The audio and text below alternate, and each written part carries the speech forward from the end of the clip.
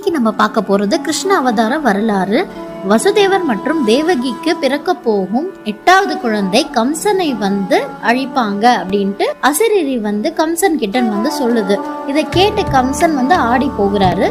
நாரதர் கம்சனிடம் போயிட்டு முதல் 8 குழந்தையில எந்த குழந்தை விஷ்ணு அவதாரத்துல அழிக்க போகுதுன்னு தெரியல, அதனால நீ எந்த குழந்தை விட்டு வைக்காதன்னு சொல்லிட்டு தூபம் போட்டுட்டு போறாரு.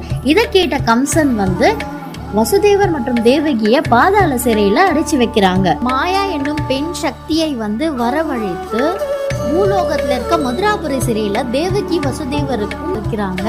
அவங்க வயிற்றில் நான் அவதரிக்க போறேன், அதுக்கு முன்னதாக நான் பலராமனை அனுப்பி வைத்துள்ளேன். நீ வசுதேவரோட நண்பனான நந்தகோபன் மற்றும் யசோதைக்கு பெண் குழந்தையாக பிறந்து உருவெடு அப்படின்னு சொல்றாரு. சில காலம் கழித்து நீ தேவகியோட வயிற்றில் இருக்கும் கருவை